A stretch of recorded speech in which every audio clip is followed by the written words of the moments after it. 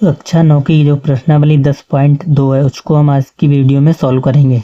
तो पिछली वीडियो में हमने प्रश्नावली 10.1 को डिटेल में सॉल्व किया था।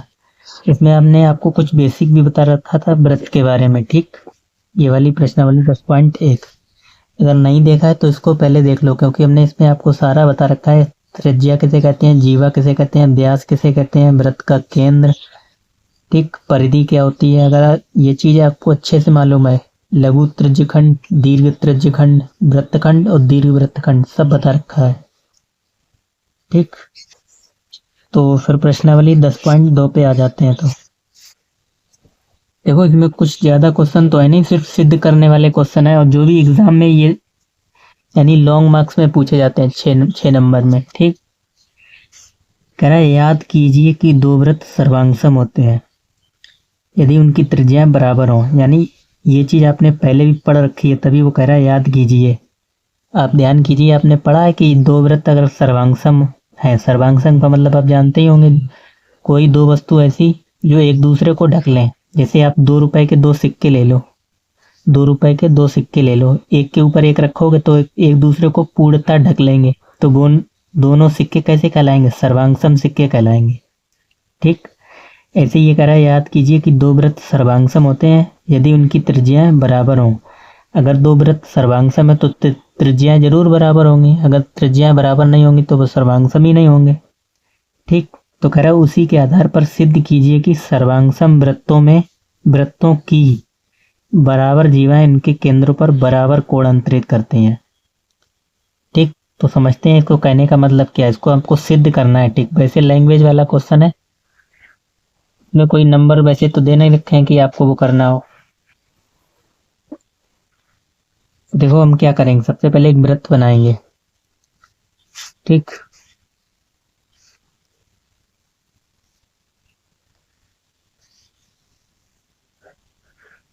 ये हमारा एक वृत्त, ये मान लेते हैं ये इसका केंद्र है।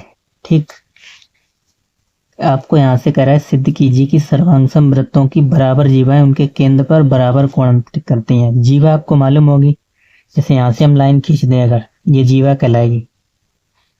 दो बराबर जीवाएं आपको लेनी है, एक जीवा ये हो गई और एक जीवा हम इसी खींच लेते हैं यहाँ पे।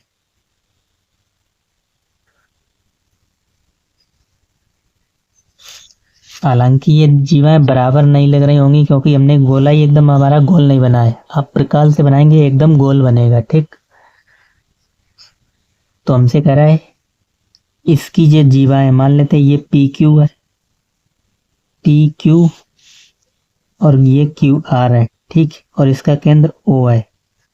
अब इसको भी आपको यहां से मिला दो।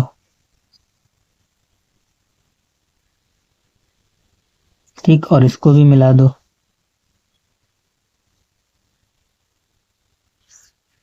और इसको यहां से मिला दो। तो यहाँ पे दो त्रिभुज बन गए हैं, एक पी ओ क्यू और एक आर ओ क्यू। ठीक, अब आपको ये चीज सिद्ध करनी करा, ये केंद्रों पर बराबर कोण अंतरित करते हैं, यानी ये दोनों कोण बराबर होंगे, ये चीज हमें सिद्ध करना है। ठीक, तो देखो सिद्ध करने वाले में आप करते क्या है, सबसे पहले लिखते हैं दिया है। ठीक, दिया है,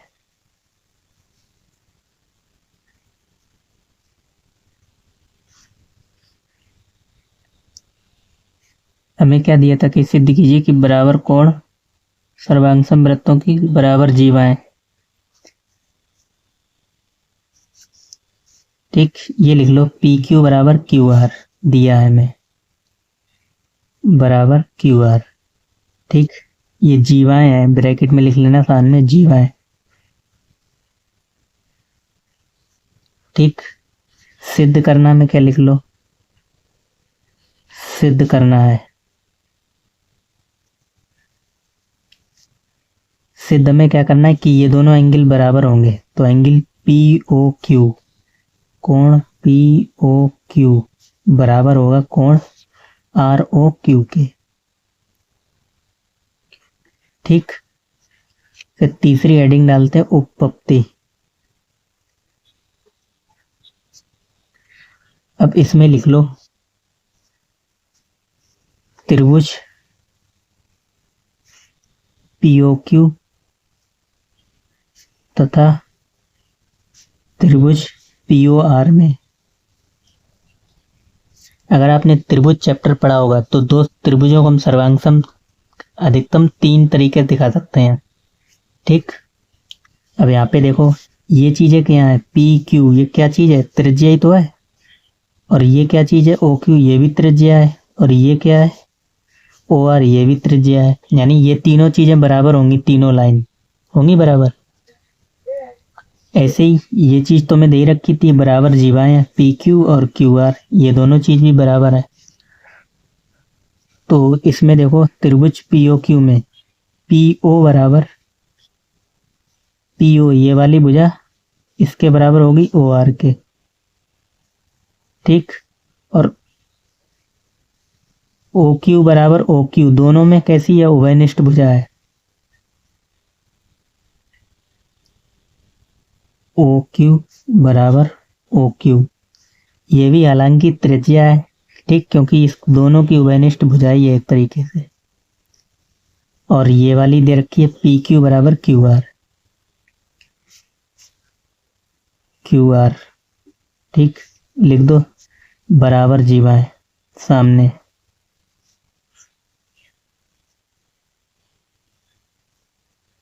ये त्रिज्या और ये भी त्रिज्या। ठीक, 3 चीजें बराबर हो गई तो त्रिभुज कैसे हो जाएंगे, त्रिभुज POQ सर्वांग त्रिभुज POR। अतः हम कह सकते हैं कि ये एंगल बराबर होंगे, POQ ये वाला एंगल और ये वाला, लिख दोगे।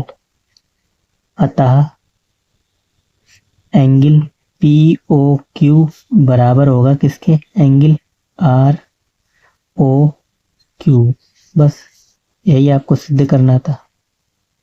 ठीक, इतना छोटा सा था, हमें ये चीज दे रखी थी, ये सिद्ध करना था, हेडिंग डाली और ये आ गया हमारा। ठीक, और इसी का थोड़ा उल्टा दूसरा क्वेश्चन है। देखो दूसरे में क्या कह रहा है,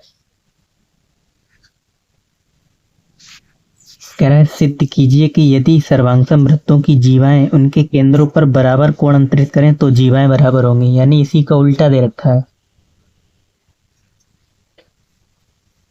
देखो क्या कह रहा है, कह रहा है अगर ये दोनों कोण बराबर हैं तो ये चीज जीवाएं बराबर होंगी। ठीक, देखो क्या करेंगे इसमें भी, दूसरा फिगर ऐसा ही बनेगा सेम। ठीक, यही वाला लिखोगे, दिया है मैं।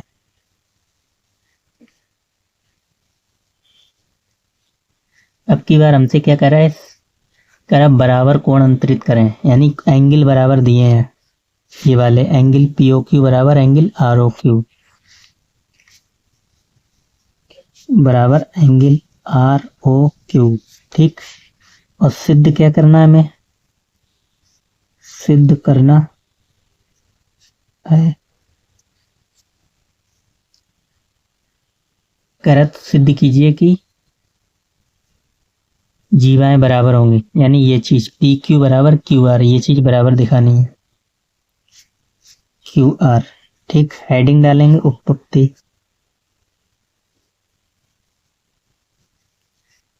लिखेंगे त्रिभुज POQ तथा त्रिभुज POR में। ठीक, त्रिभुज POQ तथा त्रिभुज POR में ये दोनों एंगल बराबर हैं। ठीक, ये चीज हमें दे रखा है, लिख लो एंगल POR बराबर एंगल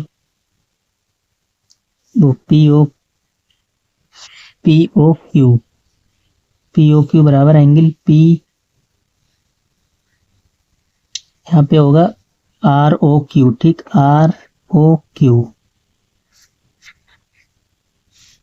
तो इधर भी हो जाएगा ROQ। ठीक, ये बराबर कोण है,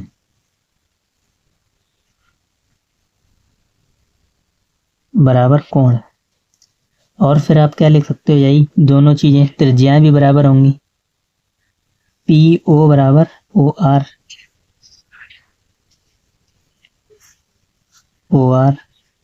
और ओ क्यू बराबर ओ क्यू। ठीक, जब तीन चीजें बराबर दिखा दें तो त्रिभुज कैसे हो जाएंगे? सर्वांगसम हो जाएंगे। त्रिभुज पी ओ क्यू सर्वांगसम त्रिभुज आर ओ क्यू। अगर त्रिभुज सर्वांगसम हो गए तो हम कह सकते हैं अतः पी क्यू बराबर क्यू आर। बस यही चीज हमें सिद्ध करनी थी। ठीक, यहाँ पे आप लिख सकते हो बराबर त्रिज्याएं, और सेम नीचे बराबर त्रिज्या। ठीक, इतना ही करना था। तो मिलते हैं नेक्स्ट प्रश्नावली में। ठीक, चैनल पर पहली बार हो तो चैनल को सब्सक्राइब जरूर करना। अपना कमेंट जरूर करना कैसी लगी वीडियो, समझ में आया या नहीं।